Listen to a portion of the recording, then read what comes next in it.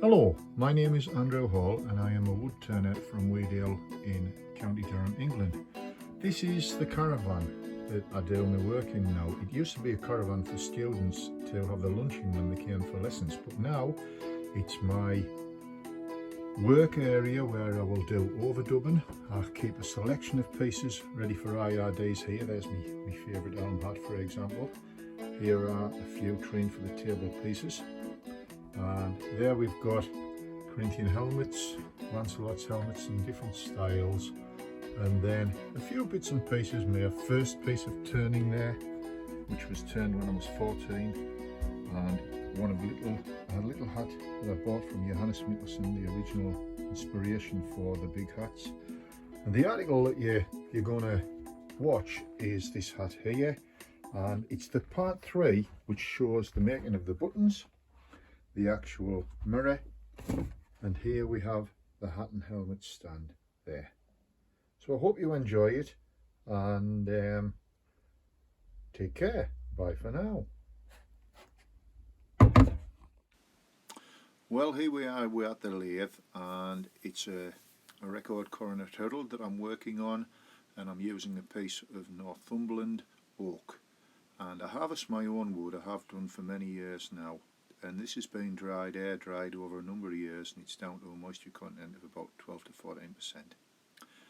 First of all, I'm going to true up the actual piece of material, and I'm using a 3/8 swept back ground bowl gouge, and the bowl gouges that I use are the M2 steel. They're the new gouges that are available from Record Power, and the edge is swept back as a result of protruding the tool out of the material 75mm, so that's out of a jig. I use a jig to be able to sharpen the tools, and the tool's 75mm or 3 inches out of the jig, so that I can produce this lovely long swept back grind.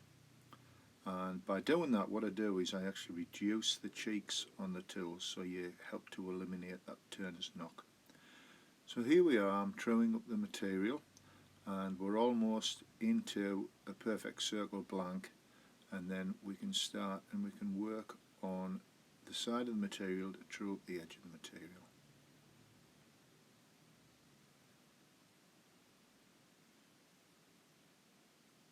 So now what I'm going to do is I'm just going to make sure it's absolutely parallel along the piece of wood, and to do that it's a good idea if you can line up the top of your tool rest with the actual bed bars on your lathe. And here we've got Janet coming in taking a photo. I've left these in because this is directly as a result of doing the Article 3 in the Woodworking and Good Woodworking magazine, or the Woodworker and Good Working magazine, that's what it is. I've written now for them for around about 4 years, and I've done quite a number of articles. So it's good fun making the articles, but it's even more fun now actually linking it through to video. And I think what you're watching here will be the first that you'll have ever seen like this, because I haven't actually personally seen any articles that have been put onto YouTube in video format to follow the article in the magazine. So I'm thinking it may be a good idea for both a tutorial for people wanting to make the turnings, but also it could be a good tutorial for people who want to make articles as well. So I've turned the tool rest round now. I've moved it round to an angle of about, it's around about 70 degrees there, and I've got an overhand grip now, and I'm using the bottom third of the wing to slice in and draw out. And again, only the bottom third of the wing is being used. And if you were to imagine the flute in the actual tool pointing to the clock of 12, it's actually around about 9:05 on the clock, and again drawing out with the bottom third. It's a good way of removing material, because it's a nice rapid way of removing material, but it also does create quite a good edge. Now I'm doing a push cut. What I tend to do is do both pull cuts and push cuts, and then determine which is the best way to lay down the grain so that you can get the best finish from the material. We're removing the button in the middle of the base now, and again I think that was the board that moved there. I don't think it was the tool rest. So I have a grey board on there to make sure that we can get the best image possible. And Janet she's roving around the lathe there, taking the photographs so that we can get the best images possible for the articles. So I'll inspect the material, see what it's like, and then we'll move on to the next stage of the turning. So it's looking pretty good, the grain's laid down nicely, so it should be okay. Now what you're seeing is using is a Garrison block, and a Garrison block is an abrasive block. That's the medium Garrison block that I use, and I like to maintain my lathe by using the Garrison block to rub over the tool rest, I rub it over the bed, and also the underside of the banjo, and it makes everything just work nicely. So now using a pencil, I'm just measuring out the recess in the bottom, otherwise known as a dovetail, and the size for my jaws there, for the standard jaws there, that is 49mm. That's the internal size there, so it's the external size of the actual jaws that we use. We have a spigot and we have a recess. So this is the recess, and the easiest way I find to cut the recess is to use a parting tool, and that's a 3mm 1/8 parting tool, and I'm just going to cut the recess across there around about 3/8 of an inch, 10mm, and then I'll come back to the ball gouge and I'm just going to create a nice little button in there.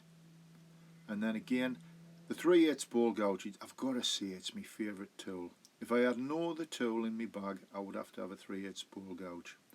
And what I'm doing now with the 3/8 ball gouge is I'm just cutting some little beads. Now I've got the little 10mm 3/8 skew, and I'm just going to cut some beads with the skew on its side, just to create a little bit of decoration in the bottom, and then I'll crisp up that dovetail, or that recess, and then that'll be fine in there. So Janet keeps moving in. Here she is, she's taking another photo again. We take hundreds of photos when we do an article for the magazine, and then out of those hundreds of photos we end up with round about 50. I think there was 480 photos for this article taken, and we get it down to about 50 for the magazines, and then that's a nice number of photos to go along with the narrative for the article. So now what I'm doing is I'm actually undercutting the material so that when the base itself sits on the table or wherever it's going to be displayed, it actually sits perfectly. So basically what we're doing with this is we're working with a ball blank, so hence I'm only using the ball gouges.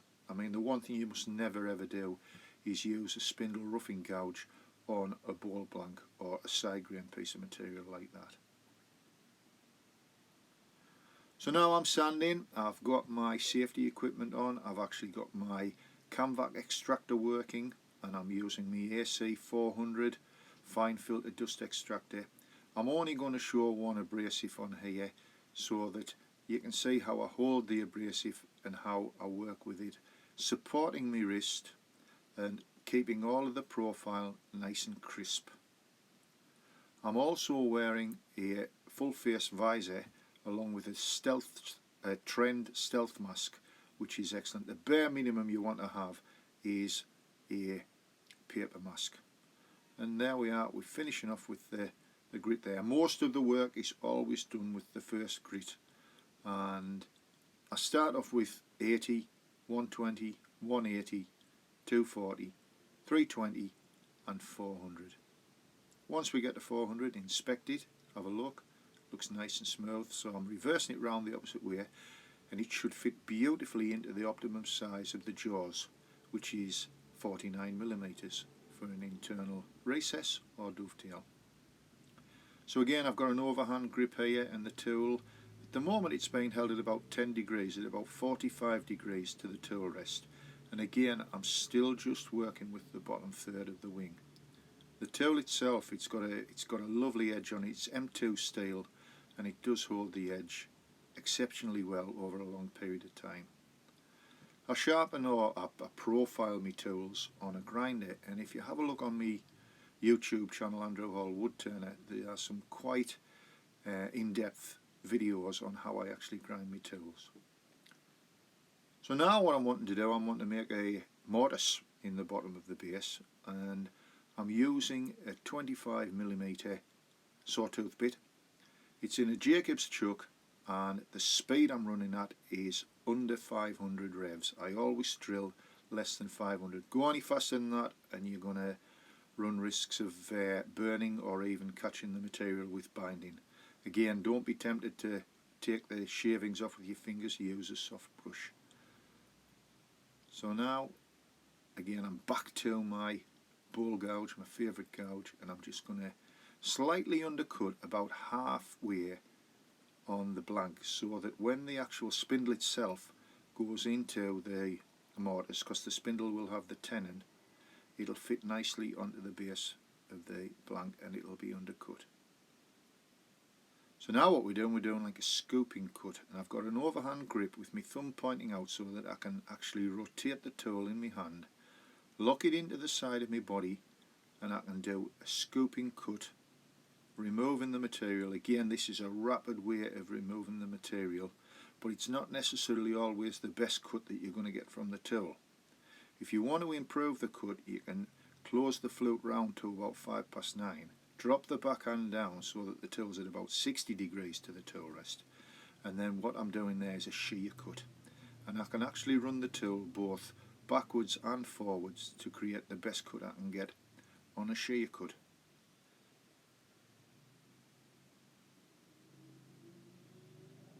As an alternative, what you can do a push cut. Again, as I said before, experiment with your wood and try different ways: pull cuts, push cuts, shear cuts, horizontal cuts. See which is the best way to be able to lay down the fibres and get the best possible finish that you can from the tool. The better the finish you get from the tool, the less you're going to need to sand.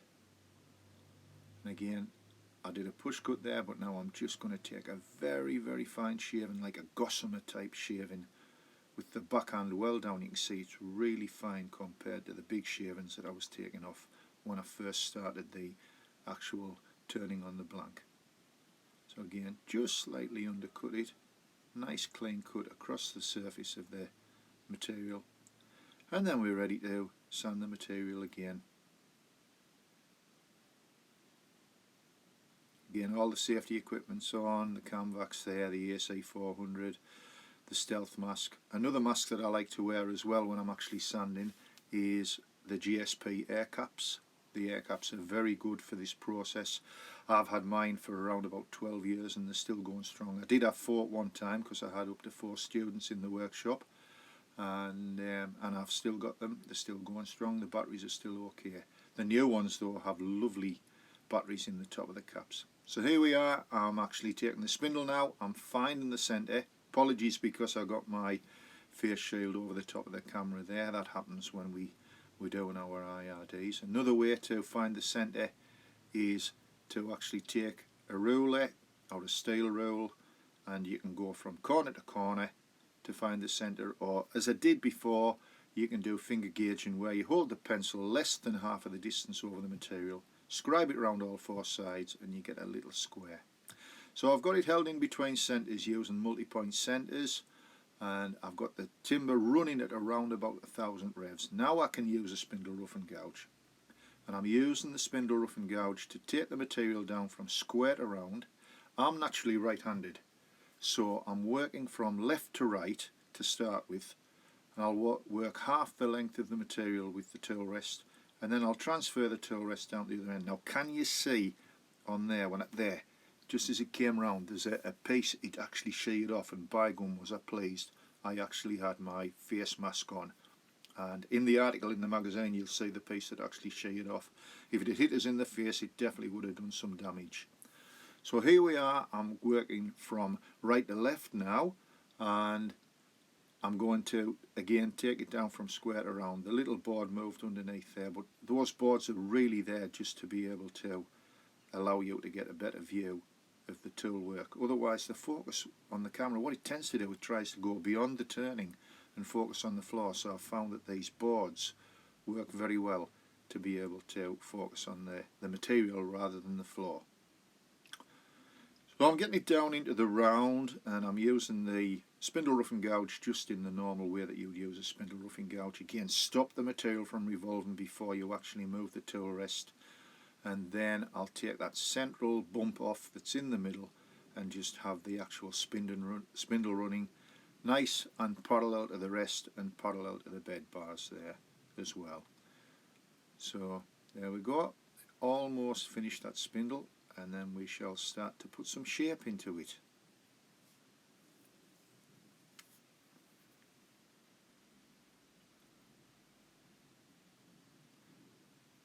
Okay, so I'm going to gauge the size of the tenon, and for that what I'm using a pair of calipers set to the actual drill bit, and then again back to my 10mm or 3/8 round skew.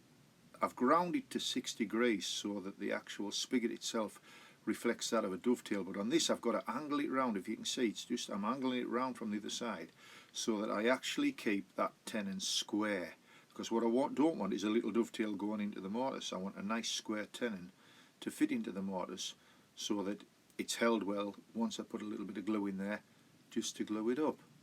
So there we are, it's the thickness of the tool, the depth of the tenon, which is 10mm or 3/8. And now I'm back to my ball gouge again, my trusty old 3/8 swept background ball gouge, and I'm going to create half a bead at the bottom to start with. I actually have my finger out in line with the flute, and it's a natural articulation of the arm, so that when I turn the handle with my finger in line with the flute, what I'm doing is I'm actually moving my wrist round from the 12 o'clock position to the 3 o'clock position. So now what I'm going to do, I'm going to do a cove, and this exercise actually is excellent for being able to practice your beads, your coves and your V-cuts, and those really are the 3 cuts that we perform in wood turning. So there we are, I'm doing a cove into there, and I've got it locked into my side, and I'm folding the tool around in a curve, starting at about the 12 o'clock position and going round to, there we go, we're in the 12 in the position in the middle. So we're going from high to low. You would never ever turn from low to high, you go downhill rather than uphill. Now I'm going to create another half bead into there, and again not forgetting to have my finger in line with the flute so that it flows naturally around. And then there what I do is I swing my hand round 90 degrees so that it's in line with the side of the tool, and then again it's a natural articulation of your arm. So now I'm going to create my signature piece in the centre of the material, and we will just do a cove on one side, and on the other side it's another bead. Now I'm overdubbing this video in the caravan, so you might hear the occasional dog bark because next door's got some dogs, and you might hear the gate open if somebody comes, like the postman with a parcel. So can't really help that, but this is live, it's in my caravan, and I'm overdubbing it as I'm watching the video. So I've done my little signature top hat, and now what I'm doing is I'm doing a big long bead, and the long bead will allow me to create a shape at the top which is similar to that shape of a nice little bud vase, and that's how I tend to make my hat stands. So again, this is a long cove that we're going to create. So I'm starting off, the tool's locked into my body. If you go around to there, it's 2 o'clock floating round to about 12 o'clock, and I'm just creating a nice flowing curve, a bud vase shape as I said before, and that tends to look nice when the hat's displayed upon it. And here we go, we'll keep going with that, and then don't know whether you can hear that dog barking, it's next door's dog. It's whenever anybody walks past their gate with a dog it starts to bark, but it's just one of those things that I've got to put up with when I'm overdubbing. So apologies for it, but I don't think it'll spoil the presentation too much. So now I'm taking the cove down into the vase shape from the top, or from it's the thinnest part of the neck of the vase, and again the tool's locked into my side all the time, And oak actually is probably the hardest material that you can work with, but in fact it's my favourite. Out of all of the material that I work with, oak is definitely my favourite because you can get such a lovely furniture finish on it. And we like oak in the house as well. We have quite a number of things that have been made which is dark oak. So now I'm just finishing off the top. I'm going to create a V cut in the top, and then I'm going to take hold of a parting tool, again my 3mm parting tool. Sorry, that's my 10mm parting tool to get rid of the bulk. But once I've got rid of the bulk, I will then take the 3mm. There's Janet over the top there with the camera to be able to get some close-ups for that for the magazine. And then there's the bulk removed, and we'll just pop onto the parting tool just to give us a grid reference on there for where it's actually going to be cut off. When it's all finished, I use a little V block just to drop the neck in off the lathe, and I cut the waste material off using a sawtooth, a small sawtooth cut, a small Japanese saw. I find that they're the best things to use. So there we are, there's our reference point for cutting off, and then again we're back to the sanding. So I'm just going to tidy that up a little bit. I wasn't happy with the curve on there, and it's just as easy to tidy the curve up with the tool rather than try and sand it up with the abrasive. I know the first grit that we use does do all of the work in refining the shape, but if you can get it as good as you can from the tool, then it's much better to try and do it with the tool. So I've got the abrasive, and again I'm using the abrasive there. I'm supporting both of my hands with the abrasive. Camvax on, AC400's on, and the stealth mask is on my face as well. The abrasive that I like to use is called Rhino Grip, and again I start at 80 and then I work through 120, 180, 240, 320, 400 and 600. And in between each grit, what I do is I take a soft brush and I actually brush off any of the dust and any of the grit residue that's left. And the main reason that I do that is that I realised many years ago I would use the abrasives, and then I would get to the end and I'd take the material out from in between centres and have a look at it and think to myself, do you know what? There's little scratches on there, and where's these scratches come from? And then I realised, actually when I went on a course, the tutor said to us, he said, you know, he said, if you take a little brush and you brush it down in between grits, you will get rid of the grit as well as the actual dust, because it was the grit that was actually creating the scratch rather than the dust. So now whatever I'm sanding, I reduce the speed by a third. So if I'm turning an example at 1500, I will sand at around about 1000. So I'm reducing the speed down by a third so that it prevents surface checking and too much heat. And here we are, I've got the little brush here. I'm just going to use a little brush to get rid of the dust, as I said before. It's just a soft paint brush, and it does ideal. It just creates a better finish by getting rid of those bits of grits, so that we get no more scratching. There we are, all done and dusted. I'm through the grits. I've taken it right the way through to either 400 or 600, and then it'll be ready for finishing. So I've got a little disc on here. It's a Simon Hope disc, and it's got 240 on it, and I'm just going to sand the top to make sure that it's nice and clean on the top. And then you can see I've glued the actual spindle itself into the base, and that's it finished. So now we're on to the mirror, and this is the ring of wood that I removed in Article 1 when I was turning the hat. And I keep the rings of wood, I dry them out for around about a year before I return them.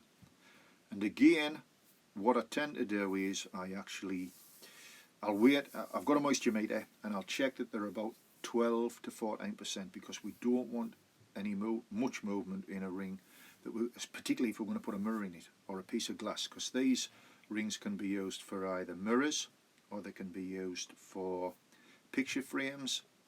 When I used to do presentations to the Women's Institutes, we used to use they used to buy them for embroidery frames, so that was a nice way to be able to sell them. So I've cleaned up the surface there. I'm using the button jaws, which are the record power button jaws. And the thing with the button jaws is never run them any faster than 600. It's printed on the actual plates of the jaws themselves. Maximum speed 600 revs per minute. And really you want to stick to that maximum speed.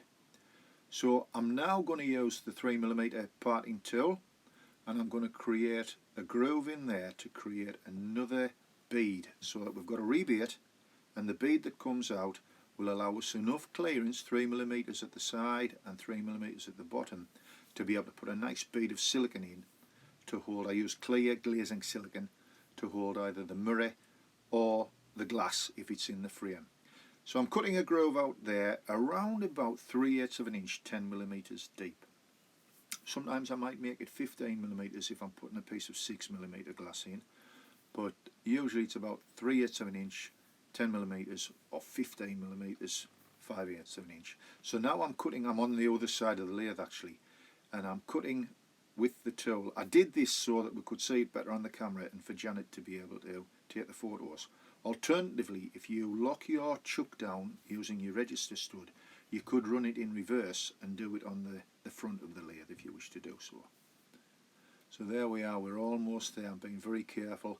I'm right on the end of the tool rest as well, so it's minimum vibration but it's maximum concentration to make sure that the actual parting tool doesn't drop over the edge of the tool rest and catch the buttons on the button jaws or inside of the material. So again, taking my time, being careful, just to allow the ring to come out, and I'm listening to the material as well. As soon as it gets to that thinness that I know the ring's going to come out, I'll then stop it and then take the ring out. We're almost there with that, so I need to be careful now.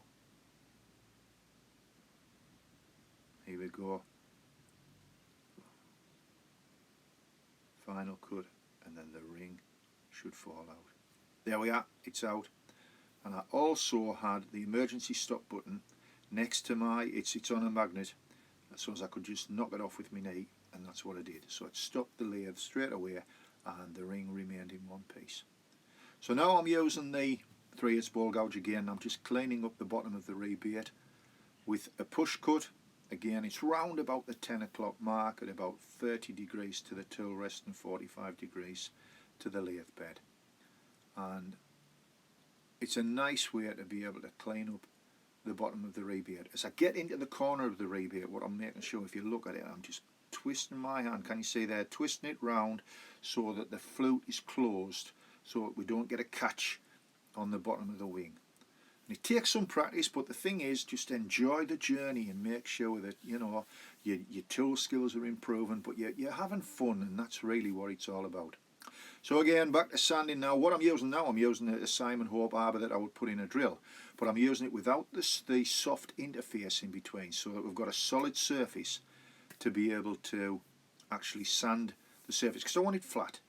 And I'm just doing the edge, and I'm just doing the back edge now. And again, I'll take it through all of the grits, and in between grits I will use the soft brush to get rid of the dust in the grit. I'm using my hand now just to clean up inside the actual rebate, being careful whilst I'm cleaning up not to fall inside and catch my fingers on the buttons of the button jaws. The button jaws have soft buttons on, and they are very, very good for doing this particular job because they don't bruise the material at all. And this is a piece of elm that I'm actually working with. The piece of pine, the ring of pine that actually came off the hat, unfortunately it cracked, so I was only able to turn it into a mirror. Not all of them dry. You get a pretty good success rate, around about 80%, but not all of them dry too well. There we are, just brushing the dust off again to make sure, and the grit to make sure they've got a really nice finish, or as good a finish as we can get from the abrasives inside. So I'm altering the buttons now so that I can turn the actual mirror around the opposite way and hold it on the inside of the rebate, so you can only see a tiny little bit of the buttons there. And the first thing again, what I will do is I'll just throw up the surface of the material with the draw cut. And there's a big difference when you start to work with dry material compared to wet material. I mean, for a start, with wet material, the edge of the tool will last a lot longer than it will with the dry material. But what I tend to do if I'm doing IRDs or I'm doing projects like this, I'm fortunate that I've got a few of the 3/8 ball gouges, which other tools I only have one of, but my 3/8 ball gouges and my 3/8 spindle gouges I've got 3 of, so that I can have 3 sharpened and I don't have to go to the sharpening system or the grinding system. As I was saying before, I profile all my tools now with the grinding system, the 8-inch record power grinder. But what I've started doing now is I've started sharpening them with the wet system, the 250, and I love it. And I resisted it for a long time because I thought, oh, I'll just use the grinding machine. But I've started now to use it, and do you know what? I think it really does actually give a better edge than from the grinder. So you're getting a better edge, you're getting a better finish, you're getting less work in sanding, and it's just the whole experience is much more enjoyable when you've got really, really sharp tools. So now I'm just creating like a bit of a chamfer on the inside, and that'll look nice. Rather than being straight, you create a chamfer, and it looks a bit like a porthole. That's why I call them the porthole mirrors when I've finished it. And really, with a porthole mirror, I mean, if you make a nice mirror, oh, there I'm using the vacuum cleaner. What I've stopped doing now, I used to have a compressor and I would blow the material out. Now, because we've got all of these cameras in place and we're doing IRDs and we're doing the articles, I want to keep the dust down to a minimum. My IRDs, even in my IRDs now, I've actually pre-recorded all of the sanding parts, and the main reason for that is so that it's there, it's ready. I'm not spending too long. I've actually speeded up quite a few of the sanding parts and took out some of the abrasives as well. But the main reason for it is health and safety, because what I don't want to do is expose Janet, because she helps me with the IRDs, to the dust. And also we've got a lovely little sheepdog, Indy. You'll see her at the end of the presentation. She comes in the workshop and she likes to sit in with us as well, and I don't want to expose her to the dust either. So all of the sanding that I'm doing is, when I'm sanding here, I'm on my own. Janet and Indy are out, and or if Janet does stay in to take any pictures, she makes sure she's got a stealth mask as well, and she wears the stealth mask whenever we're doing the photography for the magazine articles. So there again, I'm using Simon's arbor just to make sure it's nice and flat, and I'm just brushing out the grit and the dust again with the soft brush.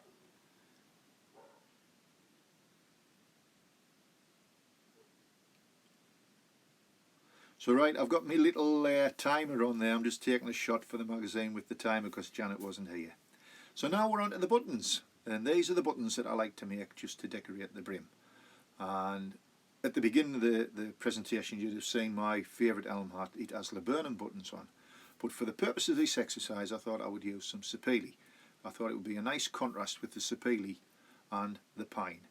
And there we are. What I'm doing, I'm actually using a piece of material here now that is like a side grain bowl. So hence, I'm using the actual bull gouge instead of a spindle rough and gouge. As I said before, never ever use a spindle rough and gouge on a side grain blank. Always when you're working between centres with the grain running horizontal and parallel to the tool rest.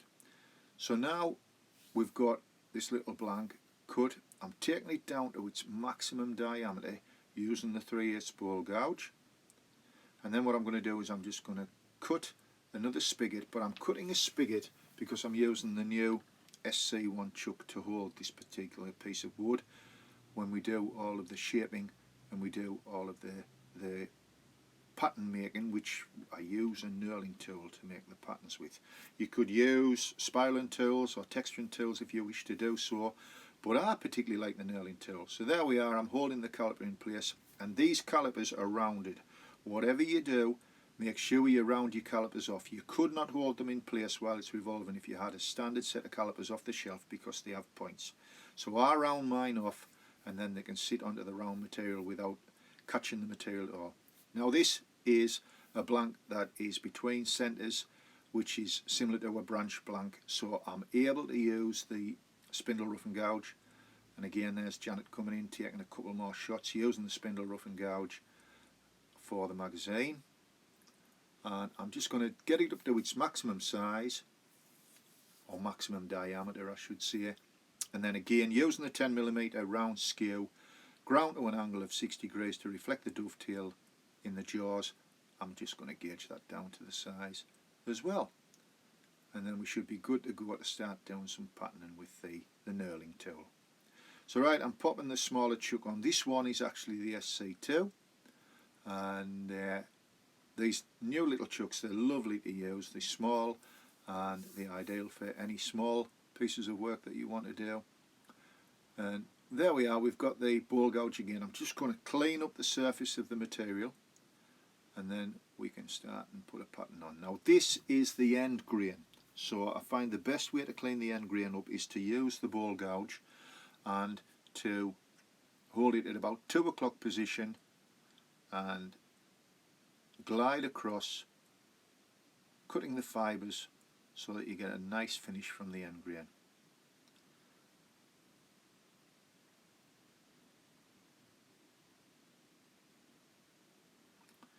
So again, sanding through with the abrasives. I still need to sand through even though I'm going to be knurling it, and I've got all of my safety equipment on again. I never sand without the safety equipment, it's just not worth it.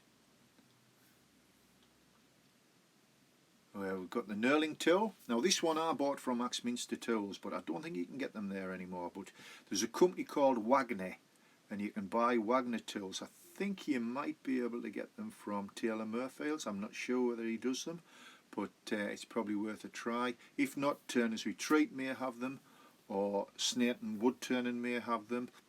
Any of the main dealers should have them, and D&M Tools perhaps if you're down south, or Yandles might be another one. But it's just a knurling tool and it's grand. So I'm putting a bit of finish on now, and what it is, it's friction polish. It's chestnut friction polish, and I use the chestnut friction polish. What I do, I buy it in large containers and I decant it into smaller containers, little medicine bottles that I get from the local chemists. And the reason I do that is I once had a large container and I was using it, and I went and knocked it off the blooming lathe bed, and of course it went all over the floor and made a mess, but I wasted all of the stuff as well. So I thought from now on I will just decant it into a medicine bottle. There we are, picture of the nice pattern on the end, ready for the magazine. And then I'm going to part it off with the 3mm 1/8 parting tool, and again going about 3mm, about 1/8, and then just open the cut up by about 1.5 mm, and then take it down there. I'm opening up by 1.5 mm, and then I'll take it down into the centre and we'll be able to part it off, and I'll just catch it in my hand. So I'm almost there with that. If you don't want to part it off all the way through, what I suggest is you just stop it when the dowel is around about 6mm, 1/4 inch, and then just saw it off with your little pull saw, your little Japanese saw. That'll do fine. But for this exercise I just parted it off in my hands. So again, this is a front view, but this is the side grain one, so you'll see a different texture on the side grain one. I still use the ball gouge to get it to the shape, but I thought I'll put a button in the middle, and then I'm going to create a flower in the middle like there. It just looks like a series of lines. You would think, DMA, that's just a line on there. That's not creating any pattern at all. I've tilted it to about 30 degrees there. But when you actually look at it, when it stops, every time I do this, I stop it and I look at it, and it always puts a smile on my face, because I love to see the patterns in the wood. Look at that lovely little flower in the middle. So here's a little one, this is the smaller ones. Whoop, I nearly slipped there. Make sure you've got a firm hold of it when you actually do it, and again when it stops, just have a look at the gorgeous little pattern that's in the centre of them buttons. I mean, you could do this process for anything, the tops of boxes or anything like that. Again, we'll get a photograph of it ready for the magazine. So there you are, another nice little flower shape. Again, finish it off with the friction polish and buff it up, and then we'll part that one off as well. I actually glued them onto the hat using hot melt glue. So there we are, they finished. I've lacquered them using melamine gloss, and that's the finished article. And this is our Indy, our lovely little sheepdog, and thank you for watching. I hope you've enjoyed it.